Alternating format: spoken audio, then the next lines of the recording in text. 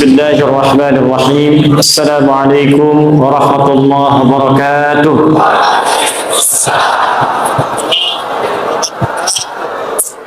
Alhamdulillahilladzi faddala ahlal ilmi biraf'id darajat. فقال يرفع الله الذين آمنوا منكم والذين أوتوا العلم درجات. الحمد لله الذي سوى أهل العلم بالمجاهدين في سبيله فأنزل آية في التوبة فقال وما كان المؤمنون لينفروا كافة فلولا نفر من كل فرقة منهم طائفة ليتفقهوا في الدين ولينذروا قومهم إذا رجعوا إليهم لعلهم يحذرون. ثم الصلاة والسلام على المصطفى رسول الله محمد سيدنا وعلى آله وصحبه أجمعين. صلوا على النبي اللهم صل وسلم وبارك عليه الذي قال في حديثه من سلك طريقا يلتمس فيه علما سهل الله له طريقا إلى الجنة. اللهم صل وسلم وبارك على رسولك الكريم النبي الأمين سيدنا محمد وعلى آله وصحبه وأمته إلى يوم الدين. أما بعد فيا عباد الله أوصي نفسي وإياكم بتقوى الله فقد فاز المتقون فلا تموتن إلا وأنتم مسلمون. فقال تعالى يا أيها الذين آمنوا اتقوا الله حق تقاته ولا تموتن إلا وأنتم مسلمون. Saudara-saudariku hadirin sekalian, tanpa kecuali mudah-mudahan seluruhnya, baik panitianya, DKM-nya, jamaahnya, siapapun yang berkontribusi pada kajian kita di malam hari ini, semoga oleh Allah seluruhnya dikumpulkan di surga kelak, di surga yang kelak. Namun demikian Allah sendiri menjawab dalam Al-Quran, masuk surga itu tidak cukup dengan amin. Kalau Allah masuk surga cukup dengan amin, maka setiap orang akan mengatakan amin, masuk dia ke dalam surga. Karena itulah kemudian amin ini oleh para ulama-ulama tafsir diberikan pengertian sesuatu yang dikabulkan jika kemudian didahului dengan ikhtiar untuk mewujudkannya. Jadi ada amin, ada istajib. Istajib kabulkan sekedar minta. Amin baru dikabulkan setelah dikerjakan. Karena itu amin terletak setelah iyyaka na'budu wa iyyaka nasta'in. Na'budu dulu baru nasta'in. Kapan nasta'in itu minta tolong, minta dikabulkan setelah ada na'budu di awalnya. Karena itulah ketika Allah menurunkan ayat surga pertama kali dalam Al-Quran, disebutkanlah dalam Quran surah Al-Baqarah ayat ke-25 paling kanan sebelah atas di mushaf. Dari sini kita akan membuka kajian kita dan kita akan kenali di malam hari ini siapa saja ahli surga yang disebutkan dalam Al-Quran, bagaimana berikhtiar menjadi ahli Quran dalam ahli surga dalam Al-Quran, dan mesti hati-hati ketika tidak masuk, bayi pun kaget bisa nangis. Ya. Jadi kita nanti kondisikan, kita pelajari, mudah-mudahan pelajaran malam hari ini kita ikhtiarkan dan bisa memasukkan kita ke dalam surga yang dijanjikan insyaAllah. Quran surah kedua Al-Baqarah ayat ke-25. Ini ayat surga pertama dalam Al-Quran yang disebutkan dan diberikan kunci kepada kita semua. Kita mulai. وَبَشِّرِ الَّذِينَ آمَنُوا وَعَمِلُوا الصَّالِحَاتِ أَنَّ لَهُمْ جَنَّاتٍ تَجْرِي مِنْ تَحْتِهَا الْأَنْهَارُ كُلَّمَا رُزِقُوا مِنْهَا مِنْ ثَمَرَةٍ رِزْقًا قَالُوا هَذَا الَّذِي رُزِقْنَا مِنْ قَبْلُ وَأُتُوا بِهِ مُتَشَابِهًا. Kata Allah Muhammad sallallahu alaihi wasallam, berikan kabar gembira bahwa ada di kalangan manusia yang sudah aku janjikan surga. Jadi ada manusia yang belum meninggal tapi sudah dijamin oleh Allah dengan berita gembira akan masuk surga. Jadi kita fokus ya, ada manusia belum wafat tapi dijamin oleh Allah orang ini akan masuk surga. Berikan kabar gembira pada golongan dari manusia bahwa aku sudah siapkan surga untuk mereka. Nah, ini ada rumus dalam tafsir. Di ilmu tafsir, kalau ada berita disampaikan dalam Al-Quran tentang kebaikan, maka jangan dihukumi kebaikan itu terbatas pada orang tertentu. disebutkan kemudian informasinya supaya kita menjadi bagian darinya. Seakan-akan Allah ingin katakan, saya berikan berita gembira pada siapapun yang pengen ke surga.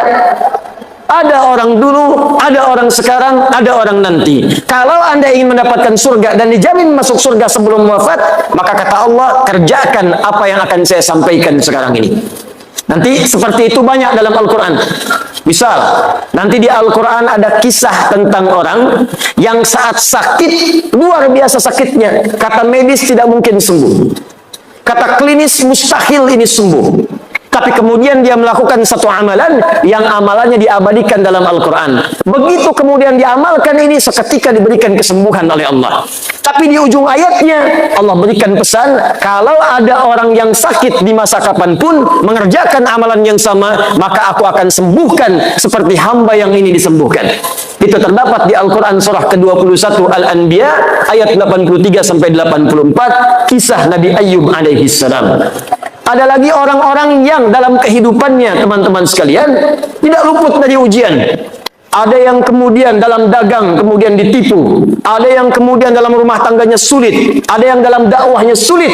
Maka bahkan saking sulitnya, ada yang dizalimi. Ada yang kemudian dimasukkan ke dalam ikan paus, dilempar ke laut. Saking luar biasa dahsyatnya. Tapi melakukan satu amalan. Begitu amalan itu dikerjakan, kata Allah, kami selamatkan dia dan kami akan selamatkan orang-orang beriman di kemudian hari yang mengalami peristiwa serupa dan mengamalkan amalan yang sama. Jadi kalau disebutkan dalam Al-Quran satu amalan, maka kaidah tafsirnya al-ibaratu bi'umumil lafzi la bi khususis sababi. Bukan dikhususkan pada kalangan tertentu, tapi dibuka untuk semua orang yang ingin mendapatinya. Paham insyaallah? Dari kaidah ini saya akan berdiri. Maka kaidah pertama dalam Al-Quran bagi ahli surga, siapapun yang ingin ke surga, besar kecil, tua, muda, kaya, cukup, DKM, jamaah, ustadz, jamaah. Awas hati-hati, awas hati-hati. Diplomat, birokrat, pemimpin, rakyat tanpa dibedakan. Syarat ke surga semuanya sama, berlaku sama. Bagi pejabat, bagi rakyat, bagi ustadz, bagi ulama, bagi syekh, bagi masyarakat, semuanya sama atas keadilan Allah. Apa syaratnya? Dua syarat yang paling utama. Satu, perhatikan, wa basyiril ladzina amanu. Muhammad sallallahu alaihi wasallam berikan kabar gembira bagi orang yang pengen ke surga, maka syarat pertamanya dia mesti beriman kepada Allah Subhanahu wa taala. Apa syarat yang pertama? Iman. Saya sekarang mau tanya, yang ada di sini semua sudah beriman? Yang belum beriman boleh angkat tangan. Semua sudah beriman, syarat beriman mengucapkan kalimat tauhid, asyhadu an la ilaha illallah wa asyhadu anna, Masya Allah, dalam salat maghrib saja 2 kali kita sudah bersyahadat barusan. Dalam tahiyat kita ucapkan asyhadu an la ilaha illallah wa asyhadu anna Muhammadar Rasulullah. Asyhadu an la ilaha illallah wa asyhadu anna Muhammadar Rasulullah. Diperdengarkan 5 kali dalam sehari untuk mengingatkan kamu ahli surga, ahli surga, ahli surga. 5 kali dalam sehari diperdengarkan. Dalam bahasa Arab yang didengar itu pasti lewat telinga. Bahasa Arabnya telinga disebut dengan adzan. Jamaknya dari kata uzun. Adzan artinya telinga. Ada kalimat yang diperdengarkan ke dalam telinga kita setiap hari 5 kali dalam sehari. Diteliti ternyata kalimat ini tidak pernah putus setiap detik. Kalau Anda teliti, setiap daerah pasti akan punya jeda menunaikan sholat. Di Jakarta, sholat isya misalnya jam 7 lewat sekian. Sampai ke Palembang jam 7 lewat sekian lagi. Tambah lagi, terus tambah lagi. Saya pernah di Libya. Mesir adzan selesai, Libya adzan. Libya selesai, Tunis adzan. Tunis selesai, Maroko adzan. Maroko selesai, Aljazair adzan. Itu selesai, Prancis adzan. Spanyol adzan. Ternyata lafaz adzan 24 jam tidak pernah berhenti di muka bumi. Adzan. Jadi ketika diperdengarkan ada kalimat tauhid di situ. Allahu akbar, Allahu akbar. Allah. Bukankah setelah itu asyhadu an la ilaha illallah? Bukankah setelah itu asyhadu anna Muhammadar Rasulullah? Jadi ketika kalimat tauhid diperdengarkan, bukan sekadar ingin memberitahu azan, azan. Allahu akbar, Allahu akbar. Sudah azannya? Iya. Memang sudah. Cuman kalau kita paham ngajinya, kenapa kalimat tauhid diperdengarkan? Tauhid syarat masuk surga. Tauhid gambaran dari kalimat iman. Seakan-akan yang ingin Allah sampaikan bukan kalimat tauhidnya, bukan syahadatnya. Seakan-akan itu mengingatkan kepada kita, hei, ayo yang pengen ke surga. Hei, ayo ahli surga. Hei, ayo ahli surga. Katanya pengen ke surga. Saya perdengarkan kalimat itu 5 kali dalam sehari. Makanya kalau orang itu ahli surga mendengar adzan senang. Allahu Akbar, Allahu Akbar. Maka dalam hatinya akan mengatakan, ya Allah sudah adzan. Begitu selesai adzan, baru adzan, belum qomat. Jadi kalau hati kita bersih mendengar suara adzan, panggilan ahli surga. Bagaimana kemudian mewujudkan itu semua? Apakah cukup dengan dipanggil saja? Tidak. Maka ada syarat yang kedua, yang kalau itu kita miliki, maka lengkap sudah berita gembira yang disebutkan dalam Al-Quran. Saya cek sebentar, di syarat pertama untuk masuk surga, apa namanya? Iya. Alhamdulillah, syarat pertama ini sudah kita dapatkan di malam hari ini, tinggal setengahnya lagi. Kalau setengahnya ini sudah ada, tinggal kita istiqamah sampai wafat dalam husnul khatimah, dan mudah-mudahan meraih surga yang dijanjikan. Apakah syarat yang kedua ini? Dari sinilah kita akan memulai kajian kita. Kita ini baru mukaddimah, tenang, belum mulai ya. Tenang saja, insyaallah. Baik, bismillah. 2. Wa'amilus salihat. Wa'amilus salihat. Berikan kabar gembira Muhammad sallallahu alaihi wasallam. Aku sampaikan dari sekarang, ada hamba-hamba yang telah aku jamin dengan surga. Siapa mereka itu? Satu orang yang punya iman. Alhamdulillah kita dapat syarat yang pertama. Tapi tidak cukup meraih surga dengan iman saja. Ada yang kedua yang Allah sebutkan. Ini yang kemudian pembuktian dari iman yang dimaksudkan. Apa itu? Wa'amilus salihat, yang membuktikan imannya dengan mengerjakan amal soleh. Amal soleh. Ingat, nanti amal dibagi dua. Ada amal soleh, ada amal salah. Amal soleh mengantarkan ke surga. Amal salah menjauhkan seseorang dari surga. Jadi dua ini selalu disatukan. Satu iman, dua amal soleh. Satu iman, dua amal soleh. Karena itu ketika Anda membaca Al-Quran dan menemukan kalimat iman, itu rata-rata selalu disandingkan dengan amal soleh. Silahkan misalnya buka Quran surah 103. Wal 'ashr innal insana lafi illa alladzina amanu. Iman wa amilus sholihat. Kalau Anda bertanya apa bentuknya amal soleh, nanti banyak disampaikan dalam Al-Quran. Ada sholat, ada puasa, ada haji, ada zakat. Karena itu kalimat sholat dibuka dengan iman. Kalimat pertama sholat Al-Baqarah ayat ketiga. Alladzina yu'minuna bil ghaib wa yuqimunas. Ketika mengatakan wa yuqimunas sholat, dibuka dengan kalimat iman. Alladzina yu'minuna bil ghaib. Karena sholat tanpa iman tidak akan mengantarkan ke surga.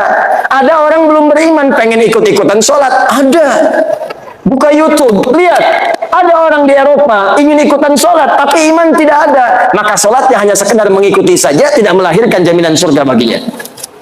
Paham sampai di sini? Ada juga orang beriman gak mau sholat, celaka juga. Anda bayangkan, orang yang sholat saja masih belum aman kalau ada riya dalam sholatnya. Apalagi orang yang tidak sholat. Fawailul lil musallin. Celaka orang sholat. Siapa yang celaka itu? Alladzina hum an sholatihim sahun. Orang yang lalai dalam sholatnya. Kenapa dia lalai? Alladzina hum yura'un. Sebelum sholat, selfie dulu. Klik. Sub nomor 1. Update di media sosial. Baik. Begitu diupdate, seketika kemudian menurunkan statusnya, habis pahalanya seketika. Puasa, amal soleh. Ketika kita berpuasa, dibuka dengan kalimat iman. Al-Baqarah 183. Ya ayyuhalladzina amanu kutiba alaikumus. Kalimat kutiba alaikumus siyam dibuka dengan kata iman. Perhatikan, iman, amal soleh. Iman, amal soleh. Jadi kalau kita konsisten mengerjakan keduanya ini, maka insya Allah ada jaminan surga yang diturunkan kepada kita semuanya. Nah, pembahasan kita saat ini, sekarang kita masuk pada pengantar intinya. apa saja amalan-amalan utama itu yang bisa mengantarkan kita pada jenis-jenis surga yang disampaikan dalam Al-Quran. Saya mau berikan rahasia di malam hari ini. Ada amalan-amalan tertentu yang saat dikerjakan bisa memasukkan kita ke dalam surga yang sangat spesial. Dan malam hari ini kita akan belajar satu amalan yang sangat penting yang saat dikerjakan bukan sekedar orang itu masuk surga, tapi dia akan menggandeng bapaknya, gandeng ibunya. Jadi ibu yang telah mengandungnya 9 bulan 10 hari, memberikan ASI, ayahnya yang peluh keringat kemudian merawatnya, tiba-tiba saat ke surga digandeng tangan kanan dan kirinya. Istrinya pun kemudian ikut dengannya. Kalau istrinya yang mengerjakan, suaminya ikut. Bahkan kata Al-Quran langsung, kata Allah langsung, dia bisa menggandeng anaknya, cucunya, dan yang paling dahsyat, satu keluarga besar masuk surga karena orang ini, dan langsung dipertunjukkan semua penduduk langit dan bumi, bahkan disambut oleh malaikat di semua pintu surga. Dan malaikat mengatakan, salamun alaikum bima sabartum. Selamat keluarga besar ini, selamat. Anda telah sabar mengerjakan satu amalan saat di dunia, sekarang kami sambut di akhirat, diperkenalkan oleh Allah Subhanahu wa taala. Fa ni'ma uqbad dar, silahkan nikmati surga yang telah dijanjikan, yang kenikmatannya tidak pernah dirasakan sebelumnya. Itu yang akan kita turunkan, bagaimana masuk surga dengan amalan yang disebutkan dalam Al-Quran dan sunnah Rasulullah SAW. Siap kita mulai insya Allah? Alhamdulillah. Mari kita mulai pelan-pelan. Bismillah. Ada 3 amalan spesial. Saya ulang. Ada 3 amalan spesial yang diisyaratkan dalam Al-Quran dan sunnah Rasulullah SAW, yang kemudian memberikan pintu-pintu surga khusus bagi pengamalnya. Saya tidak usah banyak-banyak sebutkan dulu, 3 dulu saja. Nanti dari 3 ini, kira-kira Bapak Ibu sanggupnya yang mana? Dimulai sekarang, itu saja konsisten dikerjakan. Bapak sanggup masuk lewat pintu yang satu, masuk lewat situ. Sanggup pintu lewat yang kedua, masuk yang ke situ. Sanggup pada pintu yang paling utama, kerjakan dari sekarang, niatkan kerjakan amalan itu sampai wafat, naik status jadi pekerja amalan dimaksudkan. Amalan pertama, awas hati-hati. Amalan ini terkait dengan amalan yang dikerjakan khusus di waktu malam saja. Jadi kalau sudah siang, amalannya tidak ada. Awas hati-hati. Amalan ini hanya dikerjakan di waktu malam saja. Kalau sudah siang, maka amalannya sudah tidak berlaku lagi. Jadi kalau Anda mendapatkan malam, segera kejar amalan ini, karena kalau sudah siang, tidak akan bisa Anda dapatkan lagi. Amalan yang pertama ini disebut dengan tahajud. Disebut dengan apa namanya? Tahajud. Inna fil jannati baban yuqalu tahajud. Sungguh di surga itu ada satu pintu nanti disebut dengan pintu tahajud, yang hanya masuk ke situ orang-orang yang rajin tahajud. Bahkan dikatakan ainal mutahajjidun, ainal mutahajjidun. Mana ahli tahajud? Mana ahli tahajud? Fa idza dakhaluhu ughliqat. Kalau sudah masuk ahli tahajud, ditutup pintunya serapat mungkin. Jadi yang cuma ikut-ikut nonton melihat orang tahajud tidak bisa masuk. Hanya ahli tahajud tidak bisa masuk. Dan dahsyatnya ahli tahajud ini ketika masuk ke dalam surga yang dimaksudkan, diberikan tempat spesial oleh Allah langsung di taman surga. Jadi kalau Bapak Ibu tinggal di kompleks, kemudian tinggalnya di depan taman, enak tidak? Bagus tidak? Nah, ada orang masuk surga, tinggalnya di taman surga langsung. Dan keistimewaan yang kedua, dia langsung diperkenankan oleh Allah sebelum masuk ke surganya bisa melihat Allah langsung tanpa hijab, yang di dunia tidak pernah ditatap. Anda bayangkan ya, Bapak Ibu punya anak sekolah misal di Amerika 20 tahun tidak pernah jumpa. Ada berita besok mau tiba di Soekarno-Hatta di Jakarta. Pesawat landingnya, tibanya jam 7. Bapak Ibu jemput datang ke bandara jam berapa? Bukan sekedar jam 5. Dari sehari sebelumnya sudah terbang ke Jakarta. Ditunggu di bandara. Setiap pesawat dihitung 1, 2, 3, 4. Dilihat kemudian di papannya, kapan anak saya akan tiba? 20 tahun nggak jumpa. 20 tahun tak pernah tatap, 20 tahun tak pernah bertemu. Begitu disampaikan akan tiba pertemuan, ridhonya luar biasa. Kita ini selama hidup tak pernah menatap Allah. Hanya yakin iman, tapi tak pernah nampak dalam pandangan kita. Maka mustahil ada orang beriman yang tidak merindukan Allah. Mustahil. Semakin kuat iman kita, semakin rindu kita berjumpa dengan Allah. Makanya abangda kita, sahabat kita, ustaz kita, Allah yarham Ustaz Arifin Ilham. 2 hari sebelum wafat, saya ada perasaan ingin terbang ke Penang, ingin jumpa. Qadar Allah, kemudian pesawatnya begitu padat, tak mendapatkan tiket yang diharap. Tiba-tiba dapat berita kemudian wafat. Inna lillahi wa inna ilaihi raji'un. Tapi tidak banyak orang mengetahui sebelum wafat kalimat apa yang dituliskan oleh beliau. Liqa Allah. Kata beliau, sekarang tiba melepas kerinduan berjumpa dengan Allah Subhanahu wa ta'ala. Tidak ada kerinduan terbesar bagi orang beriman kecuali 2. Berjumpa dengan Allah, menatap Rasulullah SAW. Tak pernah kita hidup bersama Rasulullah. Bahkan dalam mimpi jarang kita bermimpi menatap beliau. Tak pernah kita berjumpa. Orang yang mengorbankan tenaganya, fikirannya, bahkan jiwanya untuk umatnya. Azizun alaihi ma'anittum, harisun alaikum bil mu'minina raufur rahim. Ini orang, kata Allah, saking luar biasanya, kalau umatnya memiliki persoalan, dia akan mengatakan, ya Allah, jangan berikan kepadanya, timpakan saja kepada saya supaya dia ringan bebannya.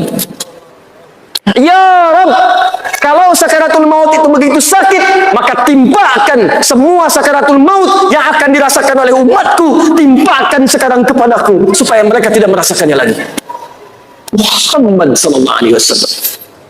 Azizun alaihi ma'anittum, harisun alaikum, begitu peduli dengan kita, sampai-sampai bermohon kepada Allah dalam setiap salat malamnya. Begitu sampai ke ayat surga, masukkan umatku ya Rabb, masukkan umatku ya Rabb.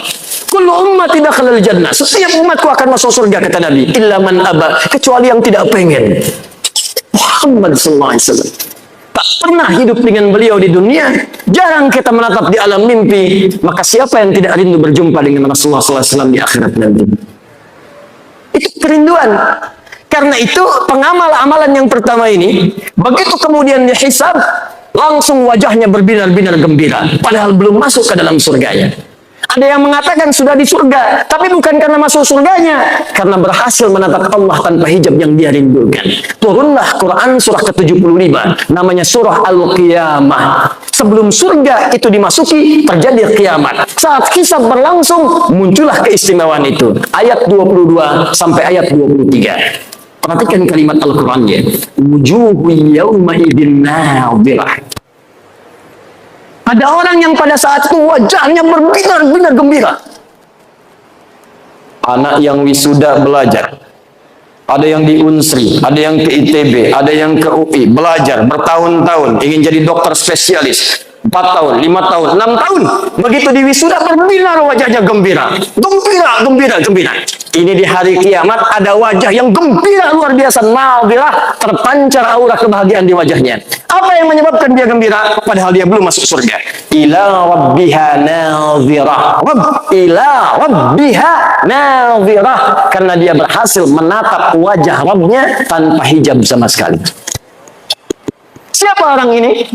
Bahkan hebatnya nanti, di ayat nanti akan disebutkan ahli ini, orang-orang ini bukan sekedar bisa menatap Allah, tapi semua kebutuhan di surganya langsung diberikan oleh Allah tanpa perantara. Jadi nanti kalau di surga yang standar, yang penting ke surga. Di surga standar, ada pelayan surga namanya Wildanun Mukhalladun. Kalau laki-laki dilayani oleh bidadari surga. Yang cantiknya, ya, jangan bayangkan dulu istri masing-masing. Jauh.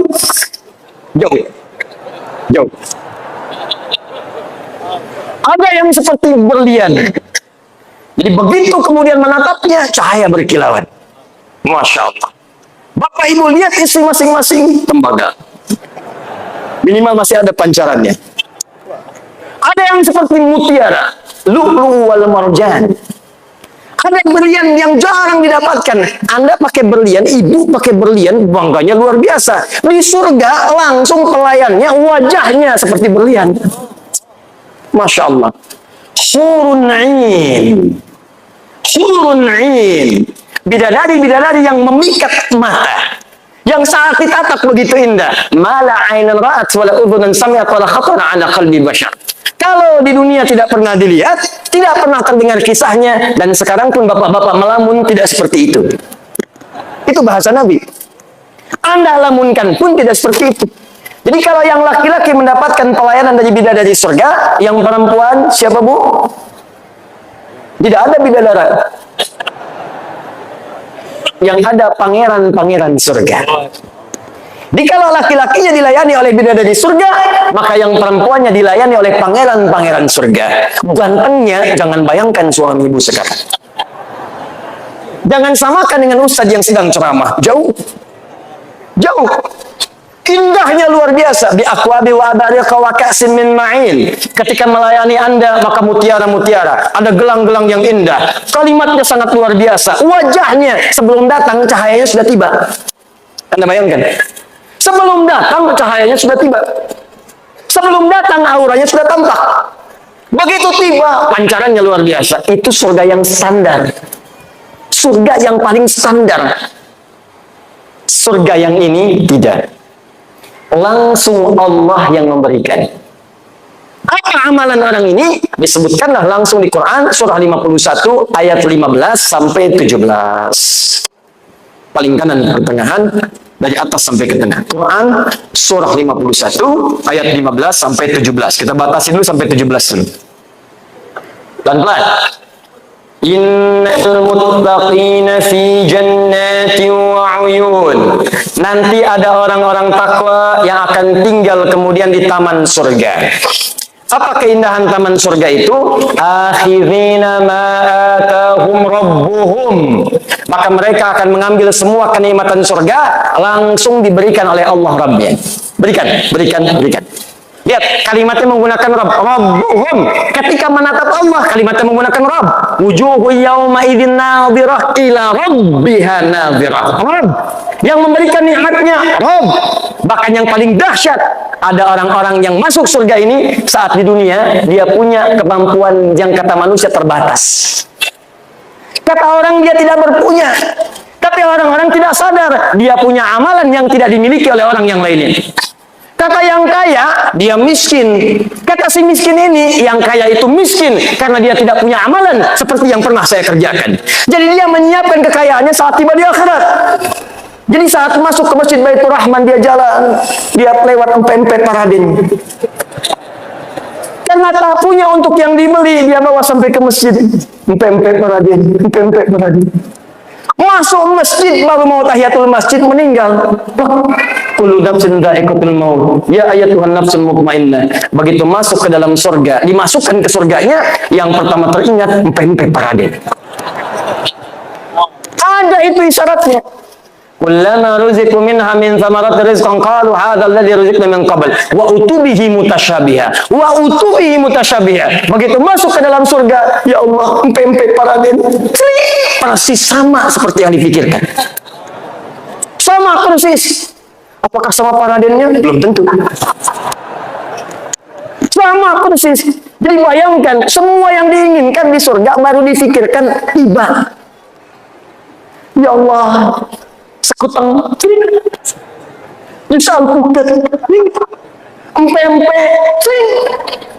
Yang paling dahsyat, dia punya amalan spesial. Nah, ini amalannya tidak susah, cuman juga tidak mudah, karena waktunya cuman malam, bukan di siang. Apa amalannya? Kanu qalila minal laili ma yahja'un. Amalan pertama orang hebat ini, orang muhsin ini adalah saat di dunia sedikit tidurnya. Bahasa Quran. Sedikit tidur. Tidak ada istilah dalam Al-Quran termasuk hadis orang yang sedikit tidur kecuali menunjukkan orang yang rajin bangun malam. Kalimat bangun malam diidentikan dengan tahajud. Ingat, ini pesan saya, kalau Al-Quran sudah menyampaikan kalimat, jangan ditambah, jangan dikurangi. Begitu ditambah, kalimatnya akan berubah makna. Kata Allah, sedikit tidur. Anda tambahkan sedikit-sedikit tidur, maka maknanya akan bergeser. Dikurangi, hilang maknanya. Kata Allah, sedikit tidur, buang sedikitnya tidur. Paham? Baik. Baik, jadi apa amalan yang pertama? Sedikit tidur. Kanu qalila minal laili ma yahja'un. Siapa yang sedikit tidur ini? Ditafsirlah kemudian di Al-Quran surah ke-17 ayat ke-79 sampai dengan ayat 81. Paling kiri di pertengahan di mushafnya. Inilah amalan dia, apa yang disebut kemudian dengan amalan salat tahajud. Quran surah 17 ayat 79 sampai dengan 81. Kita punya 3 menit lagi untuk menuju Isya. Pelan-pelan nanti kita jeda di Isya. Saya agak cepat karena yang mau saya sampaikan bukan amalan ini intinya. Ini pilihan pertama. Jadi kalau Bapak Ibu ingin ambil yang ini silahkan. Maksud saya begini, nanti ini yang dikerjakan sahabat-sahabat Nabi sebagian besarnya. Jadi kalau mereka pengen masuk surga lewat pintu tahajud, maka mereka akan kurangnya amalan yang lainnya sebagian, maka yang ini akan difokuskan. Jadi kalau Anda saya pengen masuk pintu tahajud, mungkin puasanya jarang. Mungkin hanya Ramadan, ada yang begitu. Hadis Muslim nomor hadis yang ke-14. Ja Rabiun ilan Nabi sallallahu alaihi wasallam. Datang seorang Arab Badui kepada Nabi sallallahu alaihi wasallam. Faqala ya Rasulullah, maka dia berkata, ya Rasulullah, dullani ala amalin basitin yudkhilul jannah. Tolong tunjukkan kepadaku amalan yang sedikit-sedikit saja. Amalan yang ringan-ringan saja. Yang penting aku bisa ke surga. Cerdas orang ini, modal sedikit, keuntungan pengen banyak. Ya Rasulullah, jangan berat-berat, jangan susah-susah, yang penting saya ke surga. Kata Nabi secara singkat, cukupkan dengan yang fardu. Jadi kalau sholat, fardu saja, 5 waktu. Kalau puasa, Ramadan saja. Kalau ingin mengeluarkan harta, zakat saja. Kalau kamu konsisten, kamu bisa masuk surga, yang standar. Kalau ingin lewat yang standar, kata Nabi, maka kerjakan tatawwu' tambah dengan amalan sunnah. Pilihlah sunnahnya. Kalau cuma surga standar, kerjakan amalan-amalan fardu cukup. Itu pun kalau tidak bermaksiat. Kalau bermaksiat, habis juga. Sholat iya, riya juga iya. Baca Quran iya, mabuk juga iya. Haji iya, mencuri juga iya. Dikerjakan seperti itu, habislah STMJ. STMJ. Sholat terus, maksiat jalan. Begitu dikerjakan sholatnya, maksiatnya jalan, maka maksiat mengambil pahala sholatnya. Jikalau mau aman, tambah yang fardu dengan yang sunnah, maka Anda akan dimasukkan ke dalam pintu spesial di surga. Amalan pertamanya tahajud. Siap tahajud? Siap tahajud? Allahu Akbar. Insya Allah, mudah-mudahan di hari kiamat kita dibangkitkan, ada pintu tahajud memanggil kita. Aina fulan, wong kita galuh. Wah, lu tahajudun. Mana orang Palembang yang tahajud? Langsung disebut Palembang ya. Masuk. Masya Allah. Pak Edi Taylor, masuk. Bapak Sabil, masuk. Pak Lutfi, masuk. Prabu Muli, masuk. Oki, masuk. Banyu Asin, masuk. Indonesia, masuk. Masya Allah. Ketika pintu tahajud memanggil, ada pintu lain lagi yang memanggil. Pintu ini disebut dengan Ar-Rayyan. Inna fil jannati, hadis Al-Bukhari, baban yuqalu Ar-Rayyan. Sungguh di surga itu ada satu pintu namanya pintu Ar-Rayyan. Pintu ini akan memanggil ahli puasa. Aina shaimun, aina shaimun. Puasa disebut dengan as-siyam. Orang ini disebut dengan shaim kalau laki-laki. Perempuan tinggal tambah tak di ujungnya. Muslim laki-laki, perempuan muslimah. Mukmin laki-laki, perempuan mukminah. Shaim laki-laki, perempuan ya. Ahli puasa. Puasanya disebut dengan as-siyam. Ya ayyuhalladzina amanu kutiba alaikumus syiyam. Ingat as-siyam, bukan as-siyam. As-siyam. As-siyam itu puasa. Ya. Saya baru turun dari bandara, saya lihat kemudian ada baligo besar. Siap, katanya, baik. Tapi untuk ahli surga yang kedua ini yang spesial, asyam, orang yang rajin puasa. Jadi bukan cuma nunggu Ramadan. Pada Ramadan, pengen Syawal. Dalam Syawal, pengen Senin. Dalam Senin, nunggu Kamis. Dalam Kamis, nunggu pertengahan bulan Ayyamul Bid. Bahkan ada yang paling dahsyat, saking cintanya dengan puasa, ditunggu sampai dengan mengerjakan puasa daun. Hari Senin puasa, Selasa tidak. Rabu puasa, Kamis tidak. Jadi kalau sedang puasa Daud, itu sudah puncak tertinggi puasa sunnah. Puncak tertingginya. Jadi kalau masuk misalnya Kamisnya mesti buka, jangan puasa. Orang yang biasa puasa Senin Kamis, kemudian puasa Daud, maka ketika jatuh bersamaan dengan puasa Senin Kamisnya, pahalanya dituliskan sekaligus. Apa dalilnya? Idza marid Al-Bukhari, idza maridal abdu aw safar kutiba lahu mithla ma kana alaihi muqiman sahiha. Kalau ada seorang hamba mengerjakan amalan tertentu, rutin terbiasa dengan itu, tiba-tiba dia sakit atau punya halangan atau bahkan sedang safar dan tidak mengerjakan amalan itu, maka pahalanya tetap dituliskan walaupun dia tidak mengerjakannya. Ada yang biasa puasa safar, karena safar dia buka, aw ala safarin, atau dia sedang safar, perjalanan jauh, tidak puasa di hari itu, maka pahala puasanya tetap dituliskan. Yang paling dahsyat kalangan akhwat, ibu-ibu, emak-emak, dalam keadaan sucinya dia biasa baca Al-Quran, dia tahajud, dia puasa, dia sedekah, tiba-tiba dalam keadaan masa haidnya, datang bulannya, dia libur salatnya, dia libur baca Al-Quran misalnya. Begitu dia tidak salat, padahal dia biasa tahajud, biasa salat sunnah, maka semua pahala salatnya langsung dituliskan walaupun tidak mengerjakannya. Makanya saya katakan rugi seorang muslimah dalam masa sucinya hanya mengerjakan amalan fardu saja. Karena saat masa haidnya yang dituliskan cuma itu saja. Nanti kalau sudah tiba menopause, sama aja dengan laki-laki, nggak ada batas. Makanya ayo coba berlomba. Maka dikatakan aina shaimun, aina shaimun. Mana ahli puasa? Ahli puasa. Maaf, yang tidak biasa puasa, yang tidak senang puasa, dia tidak akan masuk lewat pintu ini. Fa idza dakhalahu ughliqa, begitu masuk ditutup. Yang puasa Daud masuk. Tiba-tiba langsung tutup. Kok ditutup? Saya Daud juga. Daud apa kamu? Saya sholat Daud. Subuh sholat, duhur tidak. Asar sholat, maghrib tidak. Jadi yang bisa masuk cuma ahli puasa saja. Jadi kalau bapak ibu tidak kuat bangun malam untuk sholat tahajud, maka cobalah masuk ke pintu yang istimewa yang kedua dengan pintu Ar-Rayyan, pintu orang puasa. Sekarang hari apa? Jumat masuk ke Sabtu, pindah maghrib sudah masuk Sabtu. Sabtu kalau belum biasa puasa tunggu Senin. Kenapa tunggu Senin Ustaz? Karena Senin itu ada puasa sunnah. Banyak orang yang puasa. Kalau banyak yang puasa, terasa lebih ringan kita menunaikannya.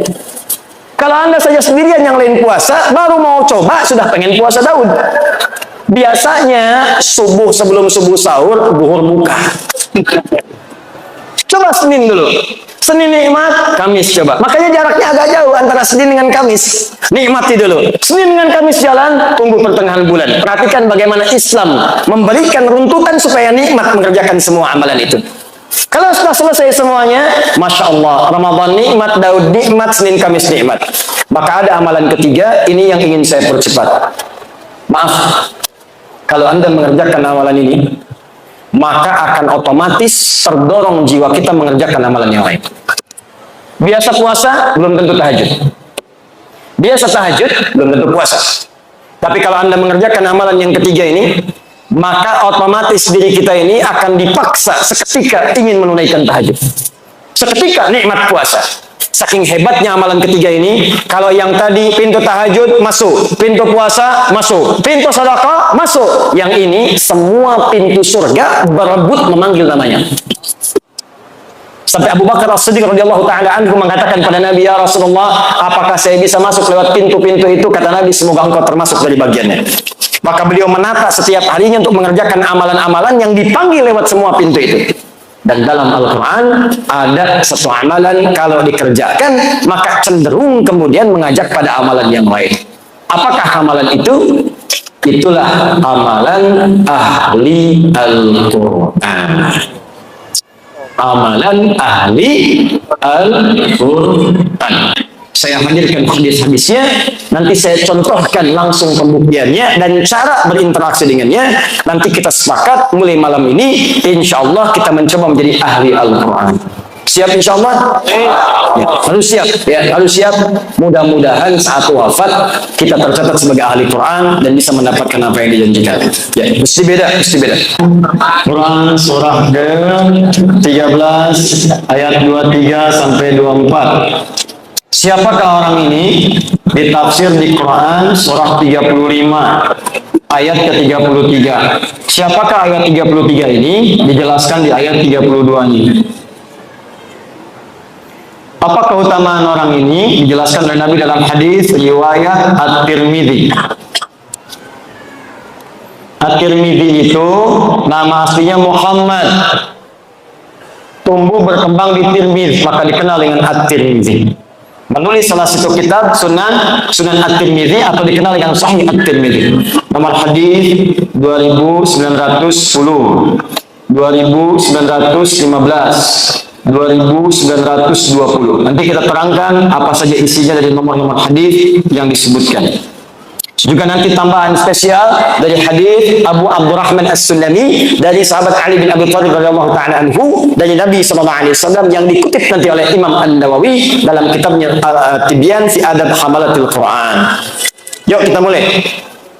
Bismillah. Setelah ini nanti saya tunjukkan sedikit tentang cara menjadi ahli Quran. Kalau masih nanti ada waktu, saya bahas nanti pertanyaan-pertanyaan yang disampaikan. Bismillah. Quran surah 13 Ar-Ra'd ayat 23 sampai 24. Jannatu 'adnin yadkhulunaha wa man salaha min abaihim wa azwajihim wa dhurriyyatihim wal malaikah yadkhuluna 'alaihim min kulli babin salamun 'alaikum bima sabartum fa ni'ma 'uqbad-dar. Awas, hati-hati, ini nanti tanpa batas nih. Siapapun, mau pejabat, mau diplomat, birokrat, ustadz, rakyat biasa, pedagang, siapapun. Status naikkan. Nanti saya berikan contoh di mana sahabat-sahabat Nabi dan tabi'in ingin berusaha menjadi bagian dari ayat ini dan hadis-hadis yang dimaksudkan. Jannatu 'adnin yadkhulunaha. Ada ahli surga yang akan masuk surga nanti lewat surga Aden. Awas, hati-hati. Aden ini termasuk surga yang indah. Saking indahnya banyak orang-orang bahkan di Eropa diberi nama dengan nama surga ini. Aden dalam bahasa Eropa sering disebut dengan Eden. Pemain Chelsea yang ditransfer hijrah ke Madrid namanya Eden Hazard. Ya, Eden Hazard pindah kemudian ke Real Madrid dengan transfer 100 juta euro. Hafal saya mau tanya apa? Hafal insya Allah saya. Frank Lampard didaulat menjadi pelatih Chelsea yang sekarang. Manchester City Pep Guardiola. Ya, Manchester United Solskjaer. Ya, paham saya. Mau tanya apa lagi? Masya Allah. Main futsal, ayo. Ditolongin, oke. Tapi kalau ditolongin sambung ayat. Alhamdulillah. Ini banyak sekarang yang syariah. Tapi tidak semua kata-kata bisa dipakai. Awas, tempatkan di tempat yang tepat. Maaf, bank syariah ada. Koperasi syariah ada. Hijab syariah ada. Tapi jangan semua dipakai karena hijab semua syariah. Futsal syariah. Membaginya ngoper pakai basmalah. Nendang masuk, alhamdulillah. Sujud syukur. Gol bunuh diri, sujud taubat. Tidak semua menggunakan kata syariah. Ayo kembalikan di sini. Masuk surga aja. Saking indahnya nanti kita akan bahas. Ternyata nanti akan masuk lewat semua pintu surga. Yang dahsyat bukan hanya orang itu saja. Awas, hati-hati. Wa man salaha min abaihim, Allahu akbar. Bapak-bapaknya, ibunya yang soleh digandeng oleh dia. Jadi anak ini mengamalkan satu amalan dan amal ini saat dikerjakan didukung oleh bapak ibunya. Di bapak ibunya ini nggak maksimal, nggak mampu seperti anaknya. Anaknya hafal Quran, bapaknya tidak. Anaknya hafal Quran, ibunya bukan hafizah. Tapi karena kesungguhan bapak ibunya, ngantar dia ke pesantren, mendoakan tiap malam. Anaknya 30 juz, ibunya juz 30. Tapi ketika masuk surga, anaknya bangga menggandeng bapak ibunya. Diperkenalkan kepada semua penduduk langit dan bumi. Ini bapak saya, ini ibu saya. Siapa Anda yang banggakan anaknya saat di dunia? Ranking 1, juara matematika, juara fisika. Jangan bangga dulu, karena yang tak beriman pun dapat Nobel. Banyak yang lebih hebat, banyak yang kaya, banyak yang triliunan. hartanya, Bill Gates kah itu, Jeff Bezos kah itu, Warren Buffett kah itu, banyak. Tapi yang kaya akhirat tidak ditemukan saat ini, nanti pembuktiannya. Maka saya ingin tunjukkan kepada Anda, jangan kalah oleh orang tua sekarang yang sudah berebut anak yang jadi ahli Quran. Betapa sering saya kedatangan tumpuk-tumpuk kertas minta doa para ibu yang memohon kepada Allah Subhanahu wa taala. Ustaz, doakan anak saya memberikan mahkota nanti di hari kiamat. Ustaz, saya cuma buruh. Ustaz, saya cuma tukang cuci. Tapi Ustaz, saya pengen anak saya jadi ahli Quran di hari kiamat. Betapa ada seorang ayah yang cuma punya motor butut, Pak. Tapi anaknya dibawa untuk jadi ahli Quran. Dimodifikasi dashboardnya, menempuh jarak 20 km. Dibonceng anaknya, bawa anaknya buta, nggak bisa lihat. Sampai ke syekhnya datang, mau apa ke sini? Mau jadi ahli Quran. Bola-balik, ini kisah nyata. Bola-balik, namanya muah. Seketika setelah hafal Al-Quran, bacaannya bagus, makhrajnya bagus, sampai mengguncang wilayah Timur Tengah. Datang reporter dari Kuwait bertanya, kenapa Adinda menghafal Quran? Apa yang dia katakan? Saya akan membawa Quran ini, dia belum balik waktu itu. Saya akan membawa Quran di hari kiamat. Dengan tangan saya gemetar, kaki saya gemetar. Saya tidak bisa berjumpa di hari kiamat nanti saat hisab dengan ayah saya lagi. Ibu saya tidak ada. Tapi saya akan berkata di hadapan Allah, ya Rabb, saya telah berusaha menghafal Quran selama hidup di dunia. Kalaupun bekal ini belum cukup masuk ke surga, tolong kurangi hukuman saya di neraka dengan Quran yang telah saya hafalkan ini. Tapi apa jawab Allah? Bukan neraka untukmu, surga untukmu. Bawa bapakmu, gandeng ibumu yang telah mendukungmu menjadi ahli Quran saat di dunia. Maka disebutkanlah dalam hadis riwayat At-Tirmidzi, nomor hadis 2915. Begitu akan masuk surga, Qurannya langsung berkata kepada Allah, Allahumma halli. Karena itu di Quran surah 35 ayat 33 paling kiri sebelah atas, maka disebutkanlah dia akan dihiasi. Ya Allah, kata Al-Quran, hiasi dia. Jannatu adnin yadkhulunaha yuhallawna fiha min asawir. Maka Allah tidak rida ahli Quran ini masuk ke dalam surga sebelum diberikan perhiasan dulu. Maka diberikanlah perhiasan. Pertama hiasan yang dipakaikan adalah gelang-gelang emas. Setelah dipakaikan gelang-gelang emas, diberikanlah mahkota. Fayulbasu ilaihi tajul karamah. Maka dipakaikan di atas kepalanya mahkota kehormatan untuk membedakan dengan yang bukan ahli Al-Quran. Begitu dipakaikan mahkota itu, maka kemudian Allah firmankan, hadirkan mahkota baru. Dipanggillah bapak ibunya yang soleh. Maka anak ini membawa mahkota itu yang dalam hadis disebutkan sinarnya lebih terang dibandingkan cahaya matahari yang masuk ke dalam rumah. Maka dipertontonkan di seluruh penghuni langit dan bumi, dipakaikan oleh anak itu di atas kepala kedua orang tuanya.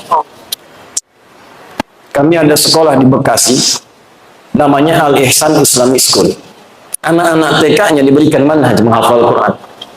TK-nya membaca dengan benar, diberikan dasar 2 juz, SD-nya nanti 30 juz, wisuda di Mekah dengan di Madinah. Kemarin waktu pengukuhan untuk TK, baru TK bapak ibunya dipanggil. Wisuda baru juz 30 masuk juz 29 wisuda. Bapak ibunya didudukkan di atas kursi, anaknya diberikan mahkota-mahkotaan dari kertas. Dipakaikanlah mahkota itu oleh anak TK di kepala bapak ibunya. Jatuhlah air matanya pada saat itu. Hanya mahkota buatan, hanya yang terbuat dari kertas bisa menitikan air mata di kedua orang tuanya. Maka Anda bayangkan bagaimana di hari kiamat mahkota itu nyata diberikan di kepala kedua orang tuanya. Saya mau katakan kepada Anda hari ini, demi Allah saya katakan, sekarang banyak orang tua mengejar untuk mendapatkan itu. Ibu-ibu yang kelihatan mungkin kata orang dia miskin. Demi Allah saya mendapatkan ada sebuah kejadian yang luar biasa. Keluarga yang kelihatan sederhana, bapaknya kuli bangunan, ibunya hanya bekerja di sawah, ngambil-ngambil suruh, Masya Allah, masak-masak. Tapi kalau Anda kunjungi, makanan dihidangkan. Hampir tidak pernah tidak ada makanan ketika tamu datang. Dan dengan bangga mengatakan, Alhamdulillah, Abi diberi nikmat banyak oleh Allah. Setiap pekan datang, setiap bulan datang, membawa uang 500.000. 500.000 dalam kondisi sekarang disebut banyak karena berkah keluarganya. Tahukah Anda, ibunya itu hafal Al-Quran dengan 7 riwayat. Disuruh di sawah. Bapaknya kuli bangunan hafal Al-Quran, anaknya hafid semua. Anda di mana pada saat itu? Itulah orang-orang yang sering disebut dalam pandangan manusia. Mereka tertawa melihat mereka. Nanti akan tiba di hari kiamat. Ketika banyak orang menertawakan di dunia, mereka akan berbangga di hari kiamat. karena mampu. Anda kalau cuma di Palembang hebat, di Indonesia hebat, yang bangga pada Anda orang Indonesia saja. Di akhirat semua penduduk langit dan bumi dipertontonkan dengan semuanya. Di mana anak-anak Anda? Tidak apa-apa, silakan jadikan mereka ahli fisika, matematika, jadi dokter, jadi insinyur. Tapi jadikan insinyur yang hafal Quran, dokter yang ahli Quran, polisi yang ahli Quran, tentara ahli Quran. Quran datang di tempat kita, berkah akan turun. Al-Quran turun lewat malaikat, dipilih malaikat langsung naik status jadi Sayyidul Malaikat Jibril. Quran diturunkan pada Nabi Muhammad naik status Sayyidul Anbiya wal Mursalin. Quran turun di satu malam naik status Lailatul Qadar. Quran turun di hari Jumat, Jumatnya Sayyidul Ayyam. Quran turun di Mekah, semua yang gak ada di tempat lain ada di Mekah. Tandus semua buah-buahan ada, tandus semua makanan ada. Datang orang ke sana, Quran turun berkah. Pindah ke Yasrib, Yasrib berubah jadi Madinah. Madinah kota peradaban indah. Maka ulama menyimpulkan setiap Al-Quran turun, ada ahli Quran di satu tempat, maka tempat itu akan berkah dalam kehidupan. Saya menghadapi anak-anak datang. Itu kalau anak-anak hafid-hafid kecil itu biasanya kalau dia datang ke Bekasi pengen cek hafalan, saya lihat Masya Allah Bapak Ibunya luar biasa. Ada yang kasih penghargaan, berangkatlah haji, difasilitasi oleh kerajaan Saudi, ditunjuklah kami menjadi Amirul Hajj. Begitu berangkat saya kira siapa yang saya pimpin, ternyata kebanyakan ahli Quran. Anda bayangkan yang hafal Quran anak-anak kecil, yang ikut haji, bapaknya ikut, ibunya ikut, gurunya ikut, temannya ikut, kerabatnya ikut. Yang hafal Quran satu orang, yang berangkat banyak orang. Anak Anda sekolah SD, tiba-tiba hafal Quran 30 juz, langsung keluar air mata, jatuh sujud syukur. Tapi akan orang tanya, siapa bapaknya? Siapa ibunya? Siapa gurunya? Yang hafal anaknya, yang disebut sebagian orang-orang sekitarnya. Itu baru dunia, akhirat mahkota. Begitu diberikan mahkota, kata Al-Qurannya, ya Allah, Allahumma zidhu, ya Allah, tolong bedakan fasilitator dengan penghafalnya. Bedakan fasilitator dengan ahli Qurannya. Fayul basu ilaihi libasul karamah. Maka dipakaikan di ahli Quran itu pakaian kehormatan. Kalau tadi mahkota, sekarang jubah kehormatan. Maka dengan jubah itulah dia gandeng bangga dengan tangan kanannya bapaknya, ibunya. Kemudian kalau dia hafal, laki-laki pernah menikah istrinya. Kalau dia perempuan, suaminya. Dan di belakangnya, wa dzurriyyatihim, anak, cucu, sampai keturunan terakhirnya.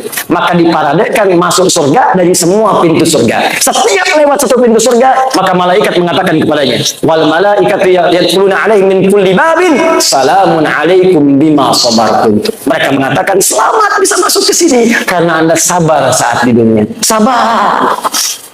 Dengan Qurannya. Orang mencela, sabar. Orang lihat koran, dia baca Al-Quran. Dia LRT, baca Al-Quran. Di trans, baca Al-Quran. Di angkot, baca Al-Quran. Masuk kantor, tunggu rapat, baca Al-Quran. Sabar. Orang lain lihat media, dia lihat Quran. Sabar. Dan dengan kesabarannya ini, fani'ma uqbad dar. Silahkan masuk surga yang telah kami janjikan. Allahu Akbar. Nah sekarang pertanyaannya, bagaimana menjadi ahli Al-Quran itu? Karena berdasar riwayat-riwayat yang sahih, ternyata maaf sekali, ahli Al-Quran itu ternyata bukan sekedar hafal 30 juz. Ada hafal 30 juz, tapi disebut bukan ahli Al-Quran. Yang menyampaikan itu langsung sahabat Nabi, Abdullah bin Amr bin As. Awas, nanti saya sampaikan kisahnya. Ada yang hafal cuma satu surat, disebut ahli Al-Quran. Tapi yang paling hebat, hafal 30 juz, dan itu disebut dengan ahli Al-Quran.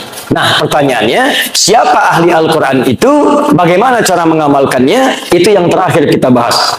Nanti yang terakhir, paling akhir, saya tunjukkan bagaimana mengamalkan apa yang telah kita ikhtiarkan, bagaimana kemudian wafat jadi ahli Al-Quran, insya Allah. Ini bagian terakhir pembahasan saya. Siap insya Allah?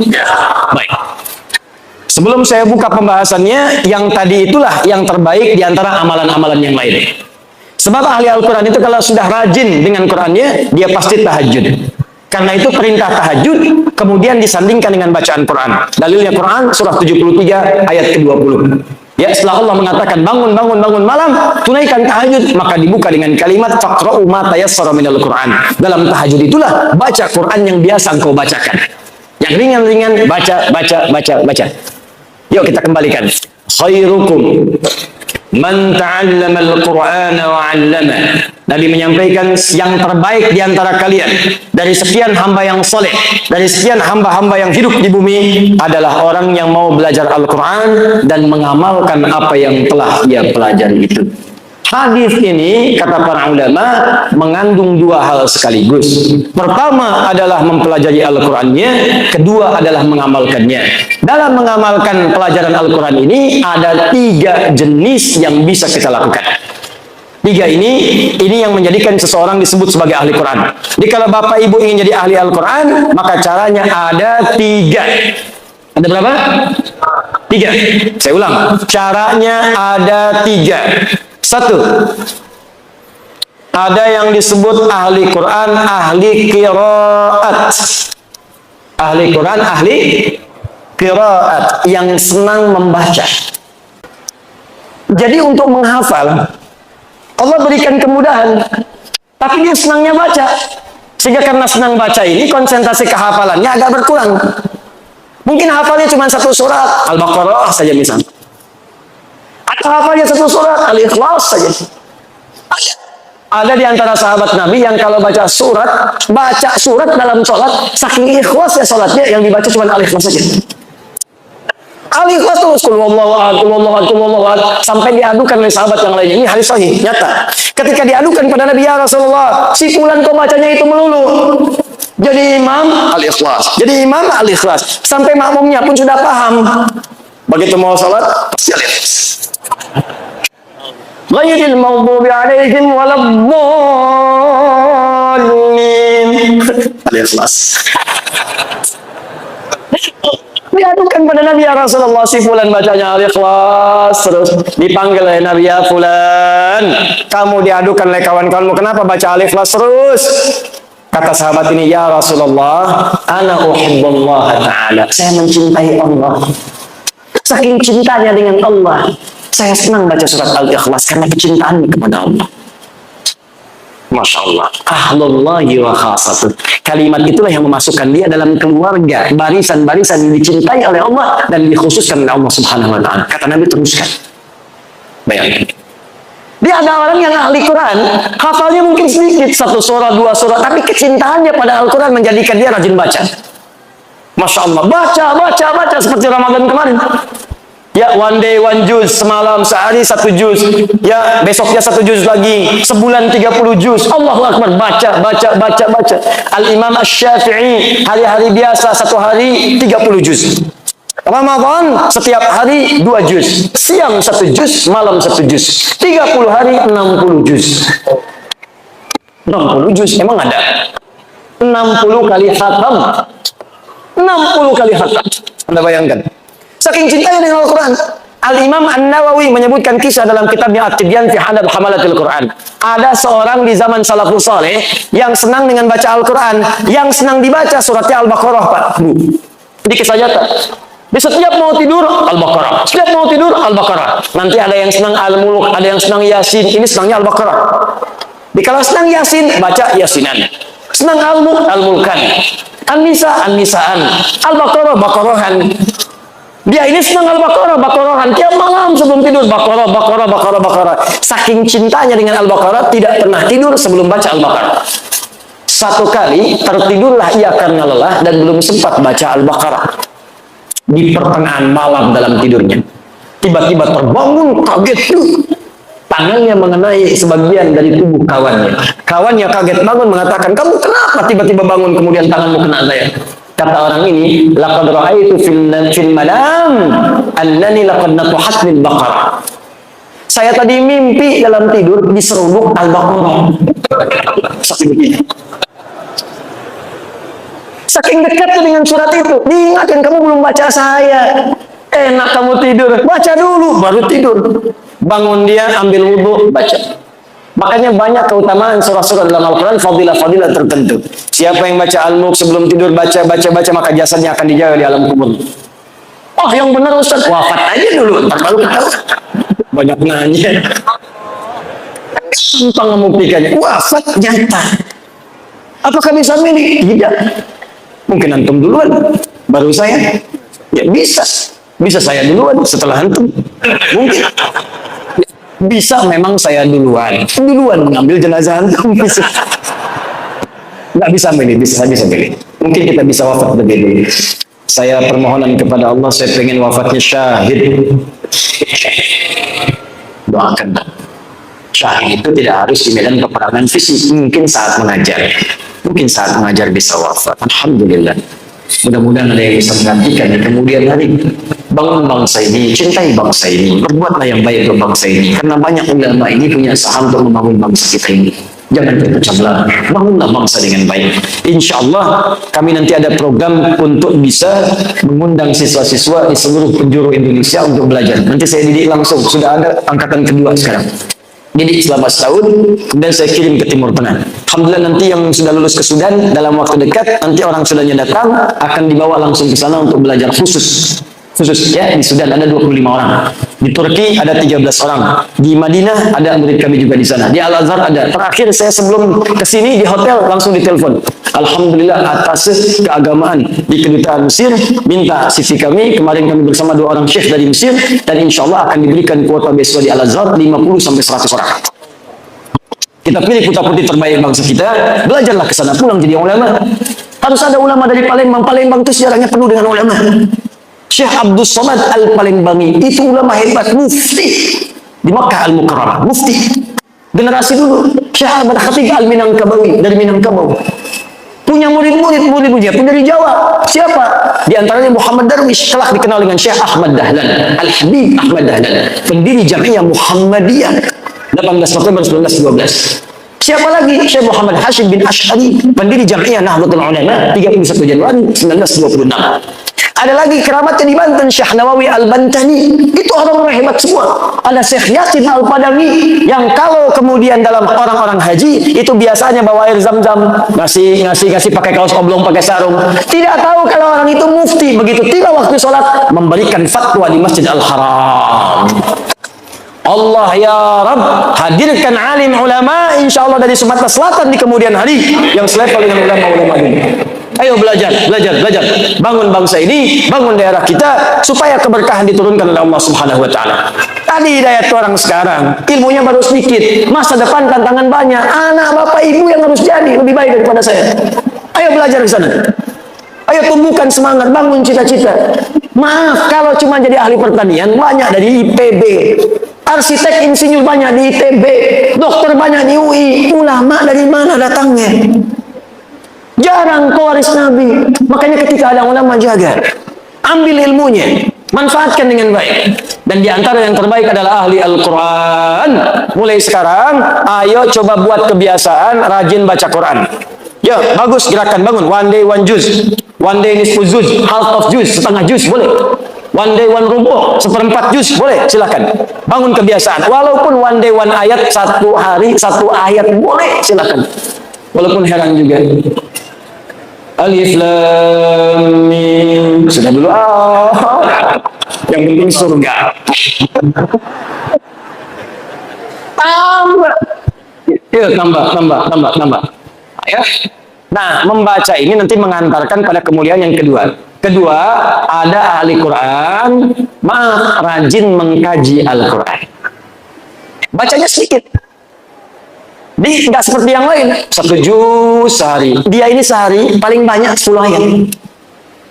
Tadi masih ingat hadis khairukum man ta'allamal Qur'ana wa 'allama. Diriwayatkan oleh Abu Abdurrahman As-Sulami dari Ali bin Abi Thalib radhiyallahu taala anhu dari Nabi sallallahu alaihi wasallam. Kata Abu Abdurrahman As-Sulami, perhatikan, akhadtul Qur'ana an qaumin. Saya belajar Quran dari kaum, sekelompok orang. Siapa orang yang dimaksud? Sahabat. Karena belajarnya langsung dari sahabat. Ini menunjukkan belajar Al-Quran itu mesti ada guru. Belajarnya bukan 1-2 orang. Belajar. Begitu belajar, kata beliau, wallahi demi Allah, ketika belajar itu kami tidak belajar banyak. Paling banyak baca 10 ayat. Walam natajawaz anha, dan tidak pernah kami melewati 10 ayat itu illa an naquma bi'amaliha, kecuali kami mengamalkan dulu apa yang telah kami pelajari. Dibacanya nggak banyak. Alif Lam Mim sampai wa ulaika humul muflihun, 5 ayat, tapi orang ini tafsirnya dibuka. Oh, ada orang bahagia hidupnya. Oh, ada orang yang diberi petunjuk oleh Allah. Siapa orang ini? Rajin sholat, rajin infak, rajin baca Al-Quran. Paham dia artinya, paham maknanya, maka dia kerjakan saat itu. Dia keluarkan semua jenis sholat. Fardunya, sunnahnya, rawatibnya, duhanya, sholat wudhunya, sholat syuruknya, keluarkan. Dan dia berusaha menunaikannya. Infak, dia kejar. Apa saja jenis infak? Ada 5. Quran surah kedua, ayat 215. Wa yas'alunaka madza yunfiqun, kepada siapa kamu mesti berinfak? Qul ma anfaqtum min khair, katakan kalau mau infak berikan yang baik-baik. Lil walidain, pertama orang tua. Wal aqrabin, keluarga terdekat. Wal yatama, anak yatim. Wal masakin, orang miskin. Wabis sabil, orang yang kekurangan bekal. Kejar oleh dia ke orang tua. Kerja. Begitu dapat kemudian gaji, telepon orang tua. Mama, hari ini aku punya hadiah spesial. Apa itu nak? Tunggu saja. Begitu datang, dibungkuslah sebuah hal yang sangat diinginkan oleh ibundanya. Dituliskan kemudian di atasnya, terima kasih mama telah mengandung saya, bersabar merawat saya, memberikan hasil untuk saya. Ini gaji pertama saya berikan untuk mama. Walaupun belum bisa memberikan apa-apa, semoga dengan ini doa Anda mengantarkan kita ke surga. Dibuka. Masya Allah. Begitu dibuka, handphone terbaru. Bukan. Dipeluk anak. Nah, bukan karena handphone, tapi karena cintamu kepada mama, mama ridho dengan engkau. Ini ambil aja handphonenya. Yang penting engkau mencintai mama. Sudah cukup mendoakan kita untuk surga. Berpelukan keduanya, mengalir air matanya, dan hadirlah sendiri-sendiri kemuliaan. Inilah infak dunia. Bacanya cuma 5 ayat, tapi ngamalkannya yang luar biasa. Makanya banyak sahabat yang hafal Quran itu puluhan tahun. Umar bin Khattab radhiyallahu taala anhu 20 tahun. Ada yang 40 tahun. Abu Abdurrahman As-Sulami itu 40 tahun. Padahal beliau pebisnis, Masya Allah, jualan, dagang, macam-macam. Ketika mendengar hadis Nabi tadi, khairukum man ta'allama al-Qur'ana wa 'allamah. Kalau kamu pengen jadi orang hebat, maka mendekat kepada Al-Quran. Maka beliau sambil berusaha tadi menjadi ahli Quran, belajar Quran, baca, amalkan, sampai mengatakan tidak pernah ada yang menempatkan saya pada status yang terbaik saat ini kecuali hadis tadi. Maka ayo, kalau tidak sempat punya banyak waktu baca 1 juz per hari, setidaknya baca 1 ayat, lihat tafsirnya, amalkan isinya. Maka Anda masuk golongan yang kedua. Hati-hati, kata Amr bin As radhiyallahu taala anhu, perhatikan kalimatnya. Aku dapati di era Nabi banyak orang yang cuma hafal 1 surat tapi mengamalkan isinya dengan sepenuh jiwanya. Tapi nanti aku prediksikan di masa kini yang akan datang akan banyak orang hafal 30 juz saking mudahnya seperti meminum air. Air itu diminum tidak ada hambatan, masuk langsung. Kata Amr bin As, ya ada orang yang akan hafal Quran semudah meminum air tapi sangat berat dalam mengamalkannya. 30 juz hafal, tanya halaman, tanya ayat, tanya nomor, tanya posisi, hafal semua, tapi mengamalkannya begitu berat. Hati-hati. Dia hafal ayat tentang bersikap baik.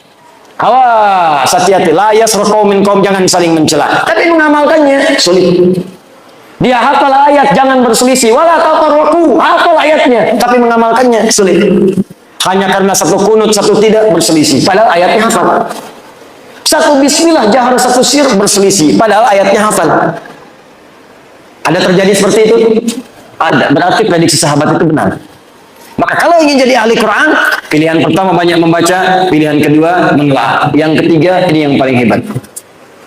Orang yang mampu menghafal Quran selama hidupnya dan berusaha mengamalkannya. Orang ini disebut dengan hamilul Quran. Hamilul Quran.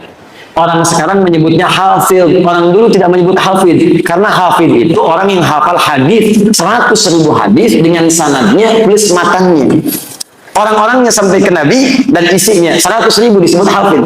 Tapi kalau hafal Quran yang mengamalkannya disebut hamilul Quran. Orang yang mengandung Quran dalam dirinya.